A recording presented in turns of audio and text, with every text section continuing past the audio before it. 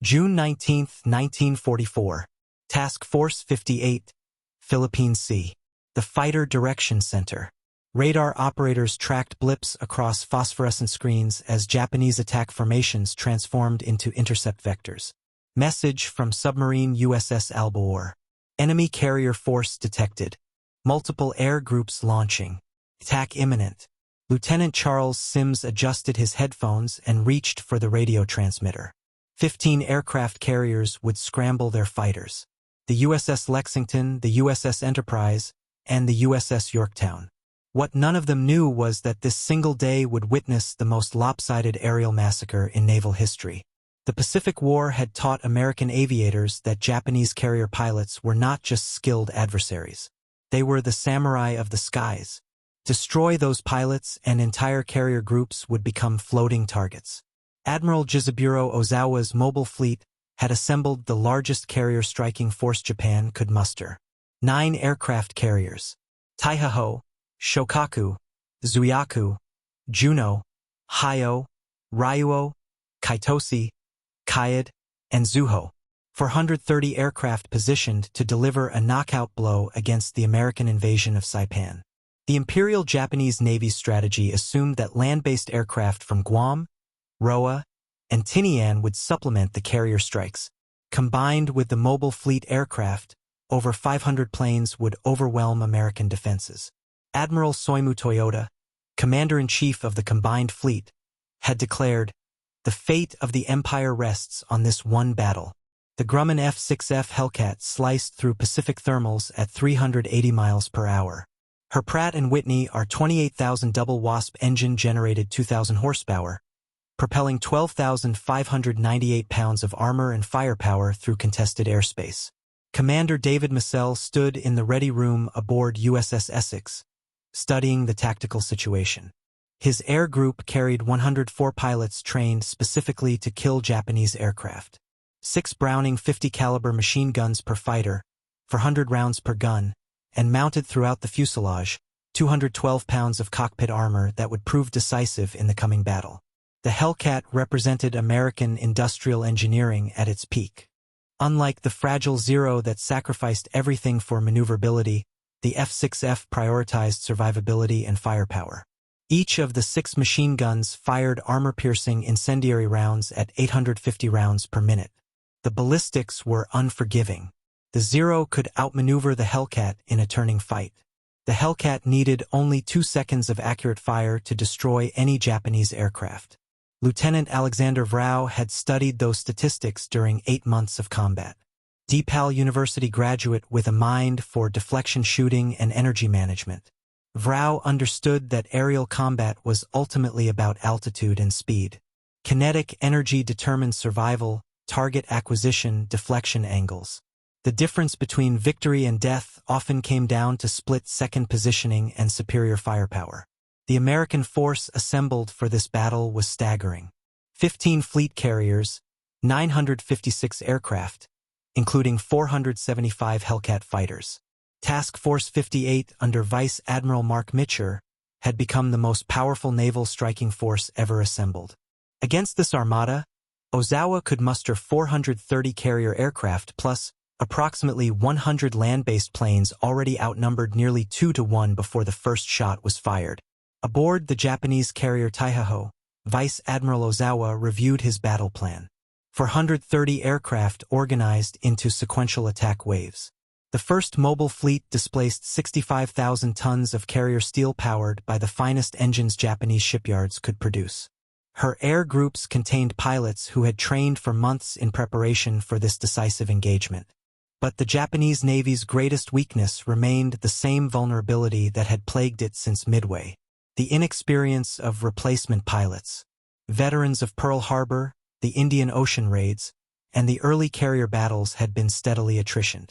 Their replacements averaged fewer than 200 flying hours compared to American pilots with over 500 hours of intensive training. The disparity went deeper than flight hours.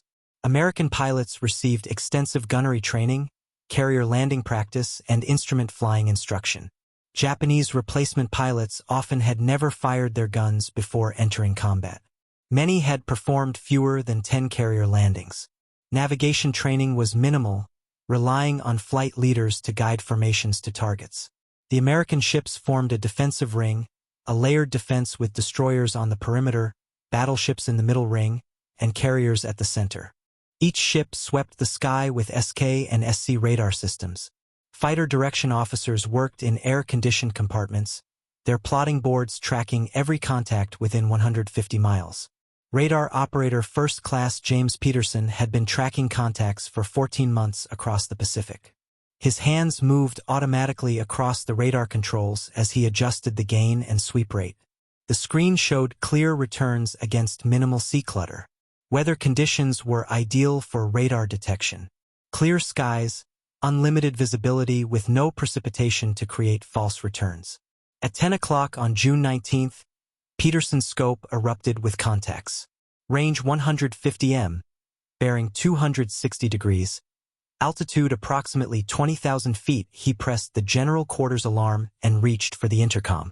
Bridge radar large raid bearing 260 range 150 m Angels 20.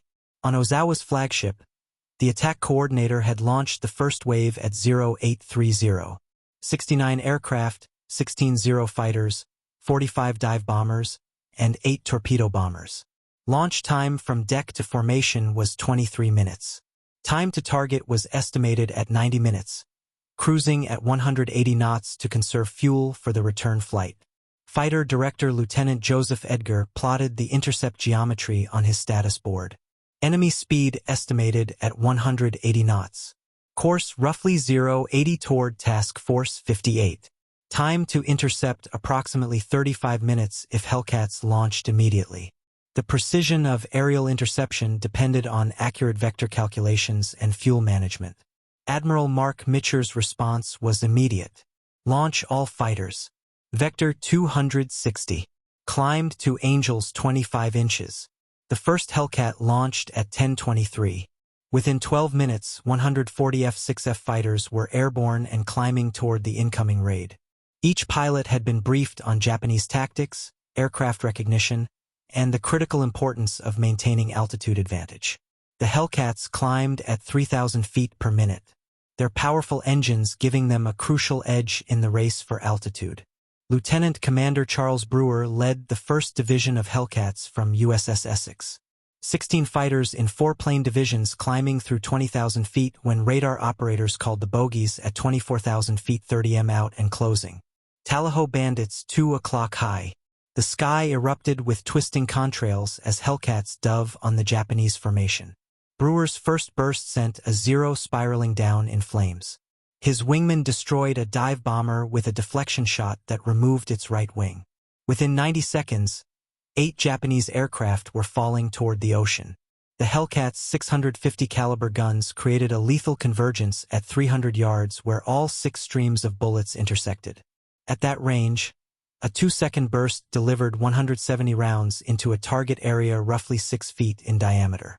Japanese aircraft designed without self-sealing fuel tanks or armor protection literally disintegrated under such concentrated firepower. Lieutenant Stanley Swedes from USS Yorktown described the engagement. They came in perfect formation like they were on parade. We hit them from above and behind. It was like shooting clay pigeons. They didn't even try to evade. By 11 o'clock, the first wave had been annihilated. 42 aircraft destroyed, 27 damaged and forced to return. Only 12 Japanese aircraft penetrated to attack positions. And of those, 7 were destroyed by anti-aircraft fire from the battleship screen. The new proximity-fused shells, a closely guarded secret, detonated near aircraft without requiring direct hits, creating lethal clouds of shrapnel. At 11:07, radar detected the second wave. 128 aircraft launched from Juneau, Taiho, and Vraciu at 900 hours. This formation included 53 Judy dive bombers, 27 Zero fighters, and 48 torpedo bombers. Lieutenant Commander Kazuo Takahashi, leading the strike, had survived 18 combat missions, including attacks at Coral Sea and Eastern Solomons. Fighter direction vetoed fresh cap fighters to intercept 60 miles from the task force.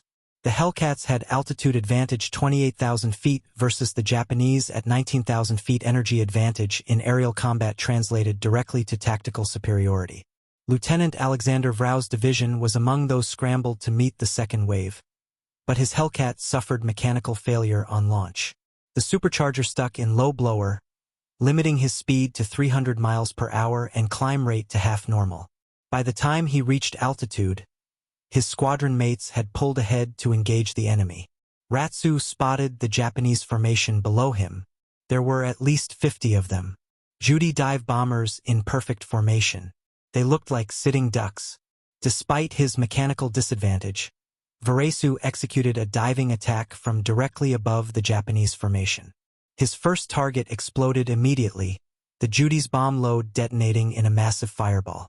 He pulled up, rolled inverted, and dove again. The second bomber's tail separated from the fuselage as 50 caliber rounds sawed through the aluminum structure. The third kill came as Vraciu pulled out of his dive and climbed back for altitude. A Judy crossed in front of him, and he fired a short burst that set the bombers' fuel tanks ablaze. The fourth victim never saw him coming. Vraciu attacked from the bomber's blind spot below and behind his tracers, walking up the fuselage until the aircraft exploded. For his fifth kill, Vraciu chased a Judy attempting to escape at low altitude. Despite his reduced speed, he closed to point-blank range and fired. The bomber car-to-wheeled into the ocean. The sixth and final kill proved the most spectacular. As Vraciu lined up his shot, the Judy's bomb load detonated from the heat of burning fuel, creating a fireball that Vraciu flew through.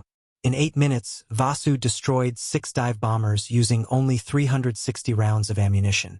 His ordnance crew later calculated he had fired less than 5 seconds total to achieve 6 kills. When he landed aboard Lexington, he held up 6 fingers to the bridge where Admiral Mitcher watched. The photograph became one of the war's iconic images. The second wave lost 97 aircraft. Hellcat pilots claimed 70 kills. Ships' anti-aircraft guns destroyed another 20. Only 31 Japanese aircraft survived to return to their carriers, most heavily damaged. The technological gap between American and Japanese aviation had become insurmountable by June 1944. The F6F Hellcat's development represented 3 years of combat experience distilled into mechanical superiority. The Pratt & Whitney R2800 double WASP engine produced 2,000 horsepower in standard configuration, 2,200 with water injection. This power drove a 3-bladed Hamilton standard propeller with constant speed control, allowing optimal performance at any altitude. Maximum speed at 23,000 feet was 380 miles per hour. Rate of climb exceeded 3,000 feet per minute. Service ceiling reached 37,300 feet. Defensive systems included 212 pounds of armor plating protecting the pilot, oil cooler, and oil tank. The windcreen consisted of 1.5 in bulletproof glass capable of stopping 20mm cannon rounds. Self-sealing fuel tanks prevented the catastrophic fires that plagued Japanese aircraft. Total fuel capacity was 250 g internal with provision for a 150 gallons drop tank extending range to 1,530 miles. The fire control system represented American mass production at its finest. 6 Browning M250 caliber machine guns, each firing at 850 rounds per minute with 400 rounds per gun. Total ammunition load was 2,400 rounds. The guns were harmonized to converge at 300 yards, creating a concentrated impact zone where a brief burst could destroy any aircraft. Comparative analysis revealed the stark disparity. The Mitsubishi A6M50 weighed 6,025 pounds loaded, half the Hellcat's weight. Maximum speed was 351 miles per hour, 30 miles per hour slower than the F6F. Mostly, the Zero carried no armor protection and no self-sealing fuel tanks. Its two 20mm cannon carried only 60 rounds each, and the two 7.7mm machine guns were ineffective against American armor. The Yokosuka D-4Y Judy dive bomber, one of Japan's newest aircraft, could reach 339 miles per hour, but remained vulnerable to any hit. Without armor or self-sealing tanks, a single incendiary bullet could ignite its fuel. The Nakajima B-6N JIL torpedo bomber suffered similar vulnerabilities while being slower and less maneuverable. Japanese pilot training had collapsed under the weight of attrition. Pre-war pilots received 700 hours of flight training before joining operational units. By 1944, replacement pilots averaged 200 hours, with some receiving as few as 100 hours before combat deployment. Navigation training was minimal. Instrument flying almost non-existent. Formation flying rudimentary. American pilot training had become an industrial process. Naval aviators received 600 hours minimum before carrier qualification. Instrument flying, navigation, gunnery, carrier operations, formation tactics, every aspect refined through systematic instruction. Training bases in Florida, Texas, and California produced 10,000 naval aviators annually. By 1944, Ozawa launched his third strike at 10 o'clock. 47 aircraft from Zuikaku, Kyoto, and Chitos. By now, Japanese flight leaders knew the previous waves had encountered fierce opposition, but orders were orders. Lieutenant Yoshio Fukumura, leading 15-0 fighters, had watched the survivors of earlier strikes return with tales of swarming Hellcats and walls of anti-aircraft fire. Radar detected the third wave at 1,300 hours, range 120 m. Fighter direction had refined their interception tactics based on the morning's engagements. Instead of meeting the raid head-on, CAP fighters would attack from multiple directions simultaneously, preventing mutual support among Japanese formations. Commander William Dean from USS Hornet led 20 Hellcats in a high-side attack from the sun. The Japanese fighters flying protective weave above their bombers never saw the Americans until tracers started connecting. Dean's first pass destroyed 3 Zeros in 15 seconds.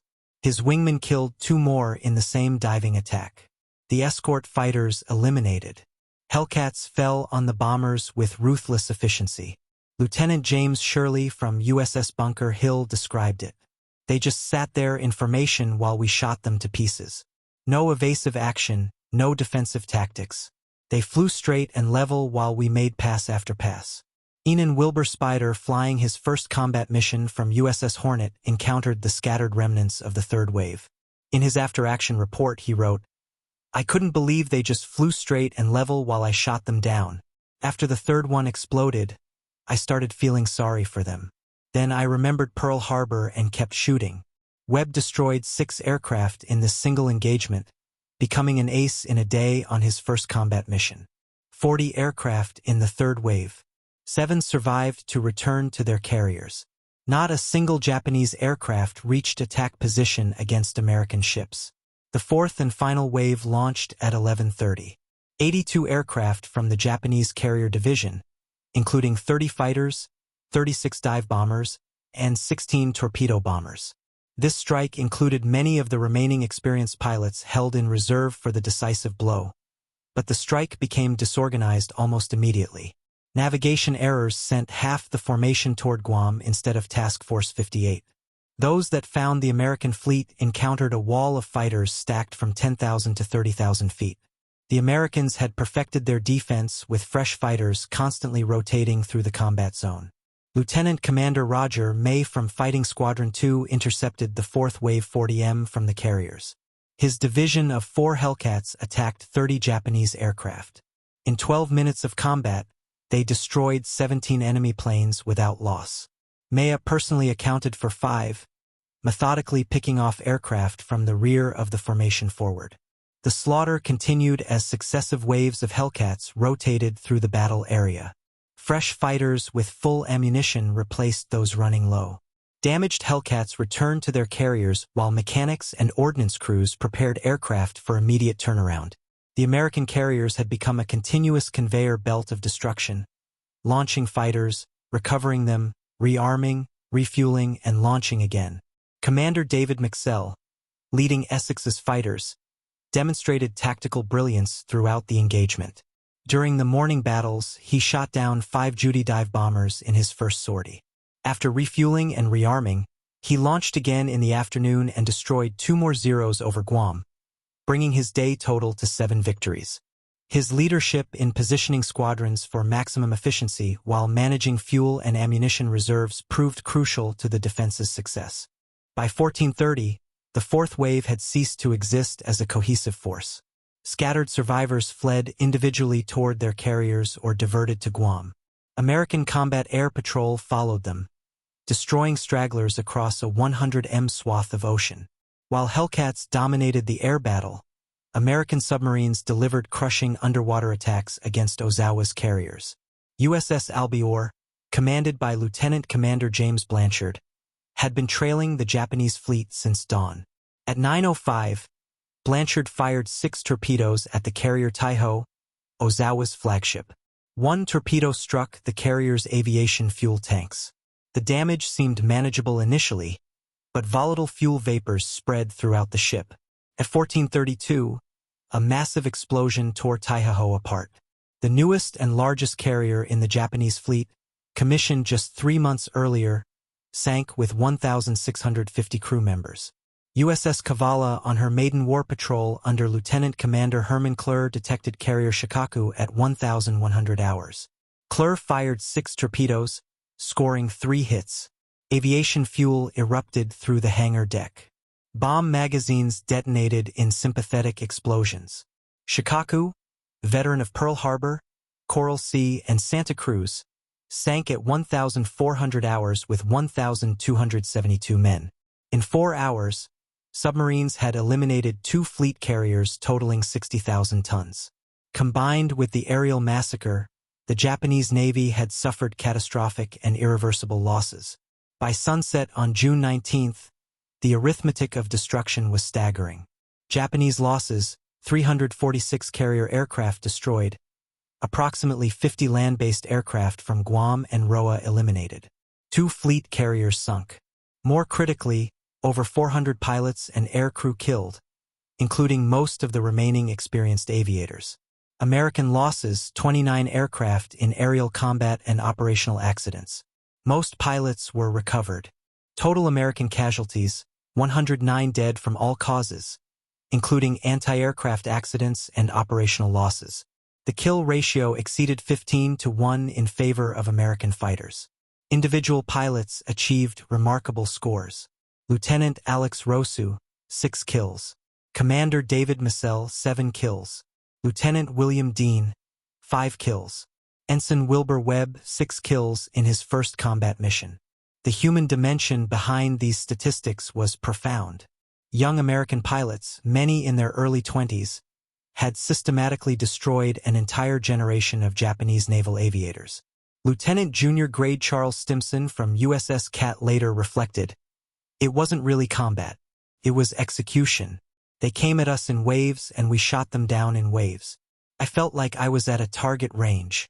Japanese pilot Saburo Sakai, observing from Uema, later wrote, "June 19, 1944 was the death of Japanese naval aviation. Our carefully rebuilt air groups, 2 years in training, were destroyed in a single day. The Americans had turned the sky into a slaughterhouse. Those who survived spoke of Hellcats everywhere, above, below, behind. There was no escape." June 20th brought the final act. American search planes located Ozawa's retreating fleet 275 m west of Task Force 58. Admiral Mitcher faced a critical decision: launch a strike at extreme range, knowing his pilots would return after dark, or let the Japanese escape. At 16:30, Mitcher gave the order, "Launch everything." 216 American aircraft launched in the fading light. 85 Hellcats, 77 dive bombers, and 54 torpedo bombers. They found the Japanese fleet at sunset, attacking through desperate anti-aircraft fire. The strike sank carrier Hyo and 2 fleet oilers while damaging carriers Zuikaku and Kyoto, battleship Haruna, and cruiser Maya. Japanese Combat Air Patrol, reduced to fewer than 35 operational fighters, could offer minimal resistance. Another 65 Japanese aircraft were destroyed in this twilight battle. The return flight became an epic of navigation and survival. Pilots flew through darkness with fuel gauges touching empty. Many had never attempted night carrier landings. Radio discipline broke down as desperate pilots called for bearings to any American ship. Admiral Mitcher made perhaps his most famous decision: turn on the lights. Every ship in Task Force 58 illuminated, searchlights pointed vertically, running lights blazing, flight decks outlined in lights. The risk of submarine attack was accepted to save American air crews. Destroyers fired star shells to mark the fleet position. Cruisers turned on searchlights as beacons. The ocean lit up like a city, guiding exhausted pilots home. Aircraft landed on any available deck. Fuel-starved planes ditched alongside destroyers. Damaged aircraft crash-landed on carriers, their crews pushing them overboard to clear decks for others still airborne. 80 aircraft were lost to fuel exhaustion or deck crashes, but aggressive rescue operations saved most crews. Destroyers assigned as plane guards recovered pilots, sometimes within minutes of ditching. Only 49 airmen from the returning strike force were lost. A remarkable achievement given the circumstances. The Battle of the Philippine Sea, christened the Great Marianas Turkey by victorious American pilots, marked the end of Japanese carrier aviation as an effective force. In 2 days, Japan lost approximately 480 carrier and land-based aircraft, 3 fleet carriers, and 2 oilers. The pilot losses were catastrophic. Over 445 air crew killed, including most remaining veterans. Admiral Ozawa's Operation Ago had assumed rough parity in pilot skill and aircraft performance. Instead, Japanese pilots encountered American aviators with superior training flying superior aircraft supported by superior radar and fighter direction. The technological and training gap had become unbridgeable. The Marianas fell to American forces within weeks. B-29 superfortresses based on Saipan, Tinian, and Guam would soon bring the Japanese homeland under sustained strategic bombardment. The November 1944 raids from these bases marked the beginning of the systematic destruction of Japanese cities and industry. Japanese naval aviation attempted one final operation at Leyte Gulf 4 months later, but could muster only 108 aircraft from 6 carriers. Most were shot down without achieving significant results. The carriers themselves were sacrificed as decoys, empty shells of their former power. After Leyte Gulf, Japanese carriers never again launched offensive operations. The Hellcats' dominance reflected American industrial capability and design philosophy. Grumman produced 12,275 F6F Hellcats in just over 2 years, with peak production reaching 600 aircraft per month. Each aircraft required 20,000 man-h hours to construct. Yet assembly lines achieved remarkable efficiency through standardization and minimal design changes. The basic F6F design remained essentially unchanged from 1943 to 1945, while Germany and Japan continuously modified their fighters seeking marginal performance improvements. America focused on mass production of a proven design. This philosophy extended throughout American aircraft production. Quantity with adequate quality defeated quality without quantity. Radar technology provided the decisive edge in fighter direction. The SK Air Search Radar could detect aircraft at 100 m, allowing 40 minutes warning of incoming raids. The SM Fighter Direction Radar provided precise bearing and altitude data for vectoring interceptors. Combat Information Centers integrated radar data with radio communications, creating a real-time battle management system decades ahead of its time. The proximity fuse, one of the war's most closely guarded secrets, revolutionized anti-aircraft defense. These shells detonated automatically when passing near aircraft, eliminating the need for precise altitude settings. The resulting lethality forced Japanese aircraft to attack from higher altitudes, reducing their accuracy. American logistics sustained continuous operations at unprecedented tempo. Task Force 58 Service Squadron delivered 270,000 gal of aviation fuel, 7,000 gal of lubricating oil, and 45 tons of ammunition daily during the battle. Replacement aircraft were catapulted from escort carriers directly to fleet carriers during operations. Damaged aircraft were repaired overnight by maintenance crews working around the clock. While technology and training created the conditions for victory, individual pilots executed the destruction. Their stories reveal the human dimension behind the statistics.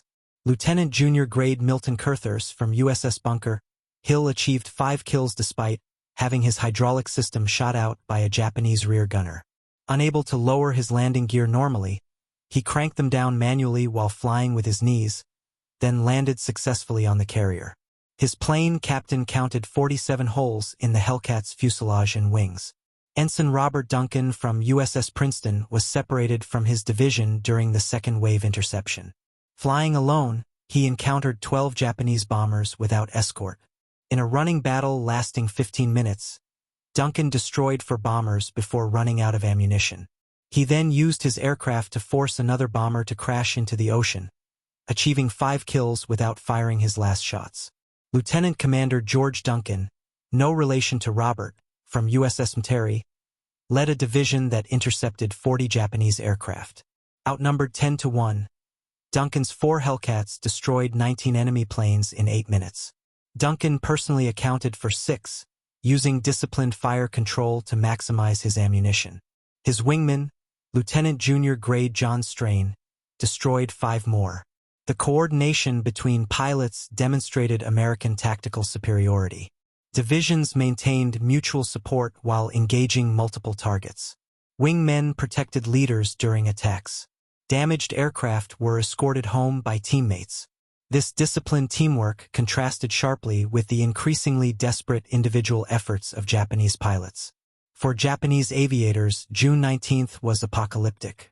Pilot officer Yoshiro Shiramama, one of 15 survivors from Carrier Zuikaku's air group, later testified, "We knew we were flying to our deaths when we saw the wall of Hellcats waiting for us. The sky was filled with tracers. Planes exploded everywhere. I saw at least 20 of our aircraft destroyed in less than a minute." Lieutenant Commander Akira Terui, leading torpedo bombers from Kyoto, watched his entire squadron annihilated.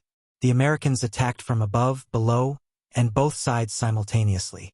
We had no chance to maneuver or counterattack. My gunner was killed in the first pass. My controls were shot away in the second.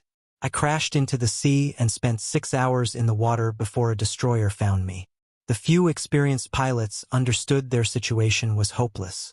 Lieutenant Sadamu Kamachi, an ace with 12 victories, survived by immediately jettisoning his bombs and fleeing at wavetop height. He later wrote, "The young pilots followed their training and maintained formation while being slaughtered. Those of us who survived did so by abandoning all tactical doctrine and running for our lives.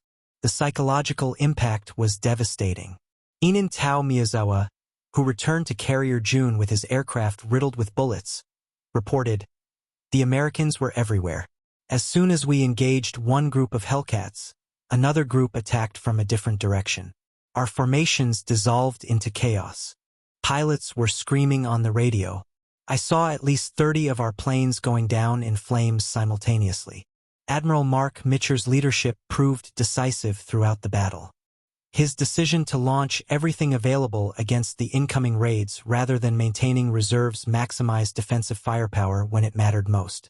His controversial choice to illuminate the fleet for returning pilots demonstrated moral courage, risking submarine attack to save his air crews.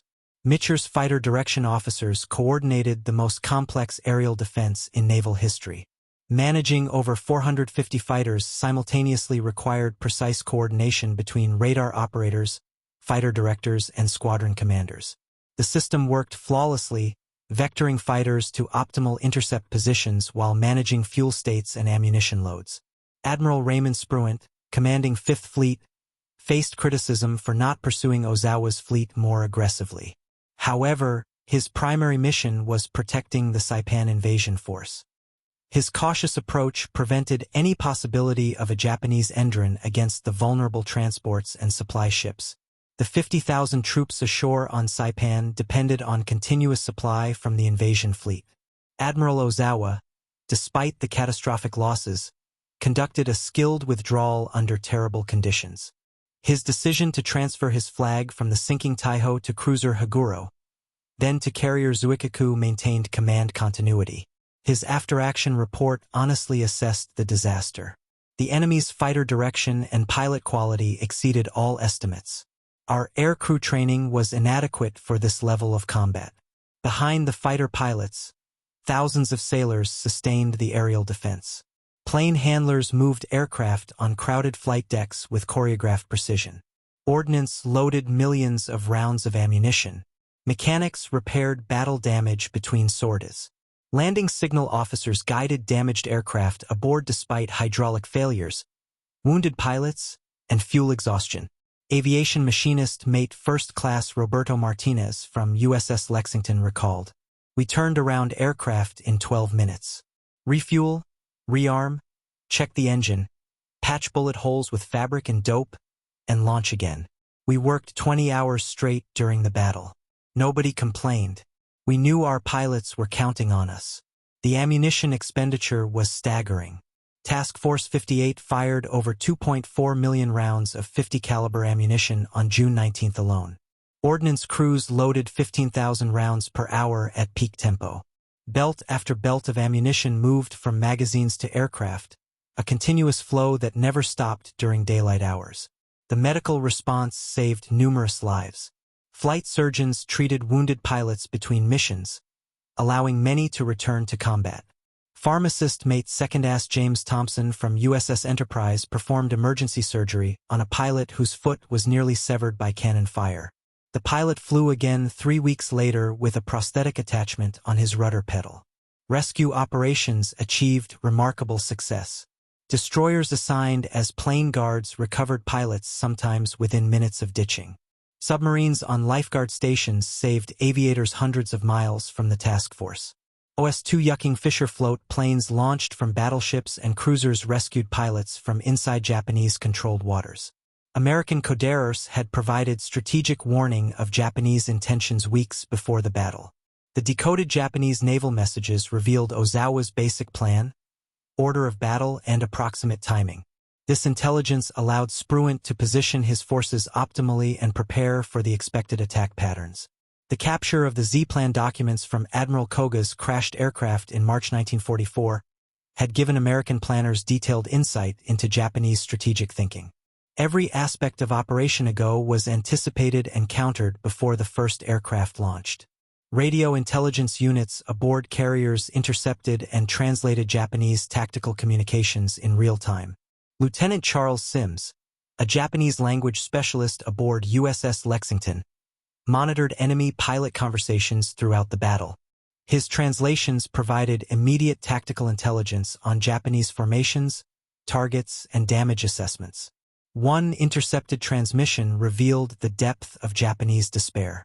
A squadron leader called out, "This is impossible. They know where we are before we see them. It's not fighting. It's murder." Sims translated this in real time, boosting American morale while confirming the effectiveness of fighter direction. The intelligence advantage extended to technical knowledge.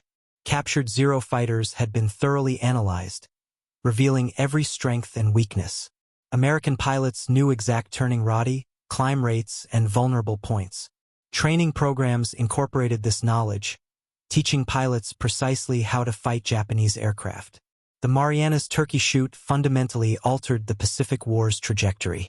Japanese carriers would never again launch significant offensive operations.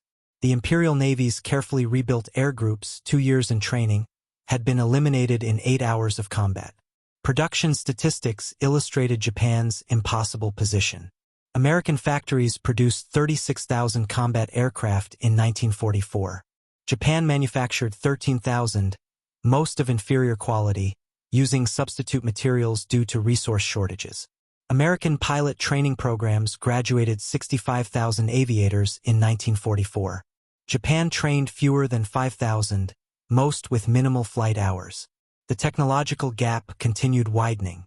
America introduced improved fighters like the F-4U-4 Corsair and F-8F Bearcat. Radar systems improved monthly. Proximity-fused anti-aircraft shells made attacking American ships virtually suicidal.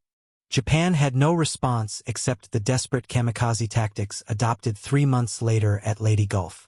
Strategic bombing from the captured Marianas began in November 1944.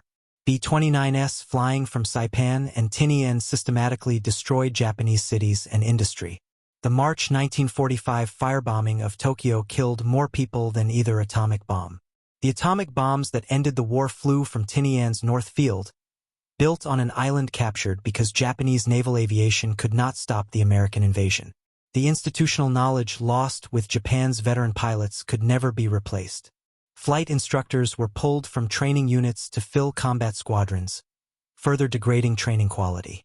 By war's end, Japanese pilots averaged less than 40 hours flight time before entering combat. Many never successfully landed on a carrier. The battle validated American training doctrine emphasizing deflection shooting, energy management, and mutual support. The thatch weave and similar tactical innovations proved superior to Japanese emphasis on individual combat and aerobatic skill. Team tactics defeated individual prowess consistently. Aircraft design philosophy was vindicated completely. The Hellcats' emphasis on pilot protection, firepower, and structural strength proved correct. The Zero's design philosophy, sacrificing everything for maneuverability, had become obsolete. Modern air combat rewarded survivability and firepower over agility. Fighter direction emerged as the crucial multiplier. Centralized control maximized defensive efficiency while minimizing losses. Radar-guided interception allowed defenders to always achieve favorable positioning. The Japanese, lacking comparable systems, flew blind into prepared killing zones. Logistics determined sustainability. American ability to maintain continuous operations, rapidly repair damage, and replace losses created cumulative advantages. Japanese inability to replace losses meant each battle further degraded their capabilities. Attrition warfare favored the side with superior industrial capacity. Training quality proved more important than individual courage. American pilots with 600 hours of training consistently defeated Japanese pilots with 200 hours regardless of determination or fighting spirit. Systematic instruction in gunnery, tactics, and instrument flying created competence that enthusiasm could not match. Veterans of the Turkey Shoot carried their experiences throughout their lives. Alex Vraciu became a test pilot evaluating jets that would define the next generation of naval aviation. He flew the Grumman F-8F Bearcat, the Hellcat successor, and later tested early jet fighters. Vraciu retired as a commander in 1963, having survived being shot down over the Philippines and spending 6 weeks with Filipino guerrillas. David McCampbell continued his career, eventually commanding carrier air groups and serving as captain of carriers USS Bonhomme Richard and USS Severn. He retired as a captain in 1964, the Navy's all-time leading ace with 34 victories. McCampbell received the Medal of Honor for his actions on June 19 and October 24, 1944. Many pilots became airline captains, flying the same Pacific routes they had fought to secure. The transition from military to civilian aviation was natural for men trained to fly long distances over water. Their combat experience made them exceptionally capable pilots who could handle any emergency. Japanese survivors faced different futures. Some became Buddhist monks seeking spiritual reconciliation with their wartime experiences. Others worked in Japan's post-war aviation industry, applying hard-learned lessons to civilian aircraft design. A few wrote memoirs preserving the perspective of the defeated. The psychological impact lasted decades. American pilots spoke of recurring dreams where Japanese aircraft kept coming in endless waves. Japanese survivors described nightmares of Hellcats attacking from every direction. Both sides carried invisible wounds that time never fully healed. Reunions brought former enemies together in later years. At a 1984 gathering, Alex Vraciu met Satomu Kamachi, one of the few Japanese survivors from June 19. Kamachi told Vraciu, "You were doing your duty, as was I. I'm glad we both survived to become friends." They corresponded until Kamachi's death in 2001. The battle's legacy endures in multiple forms. Aircraft museums display restored Hellcats and Zeros, allowing visitors to appreciate the physical reality behind the statistics. The National Museum of Naval Aviation's F6F Vraciu's aircraft, complete with 19 victory flags representing his total score. The USS Yorktown, now a museum ship in Charleston, South Carolina, includes exhibits on the Turkey. Visitors can stand in the Combat Information Center where fighter directors vetoed Hellcats to their intercepts. The radar scopes, plotting, and communication equipment remain as they were in 1944. Maritime archaeologists have located several ships sunk during the battle.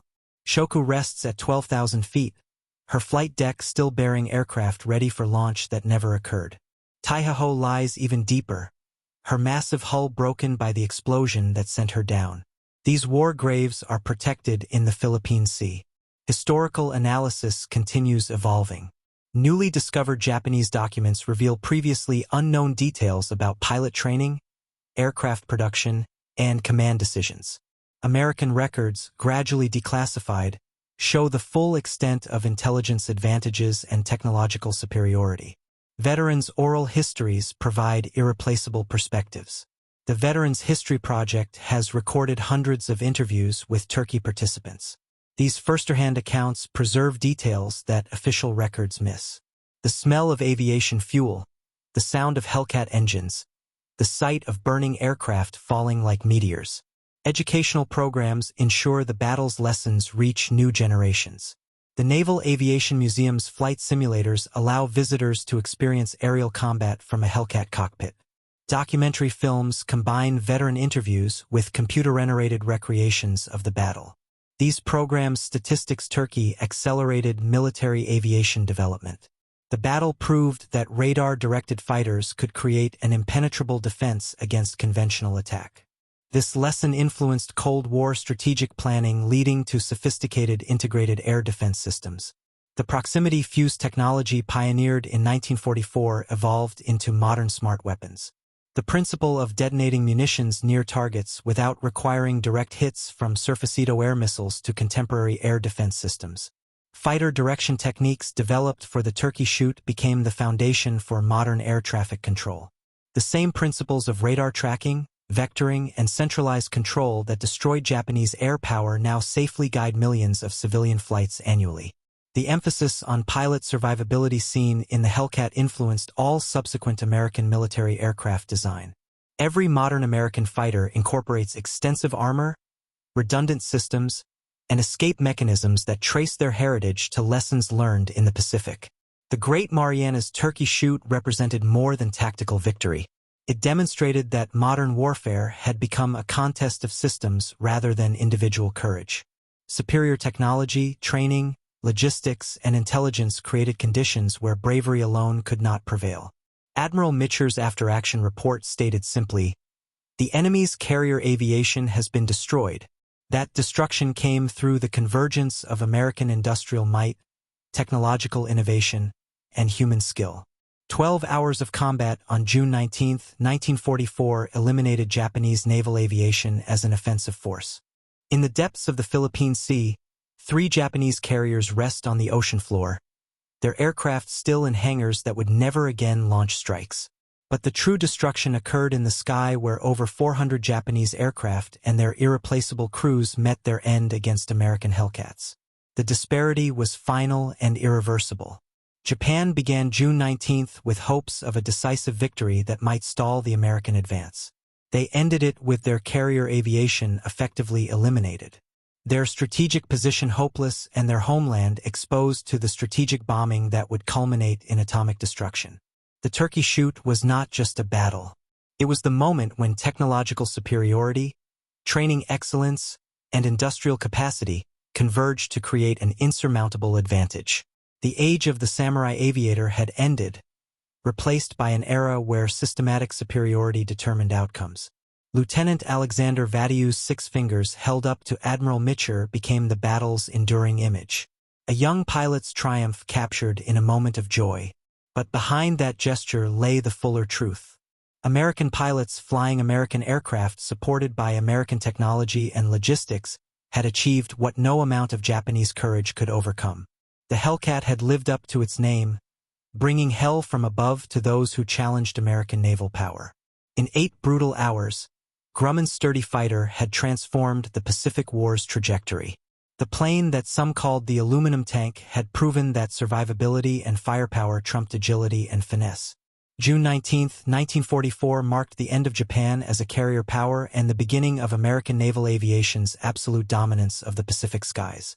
That dominance would continue through the wars and establish the template for carrier aviation that endures to this day. The lessons learned in those desperate hours above the Philippine Sea, the importance of training, technology, and systematic superiority, remain relevant in an age of stealth fighters and precision weapons. The Turkey stands as history's most one-sided aerial battle, a day when American naval aviation reached its zenith, while Japanese carrier aviation met its destruction. In the span of a single tropical day, the Pacific War's outcome became inevitable. The empire of the rising sun had been eclipsed by the wings of democracy, and the path to Tokyo Bay lay open across the vast Pacific Ocean.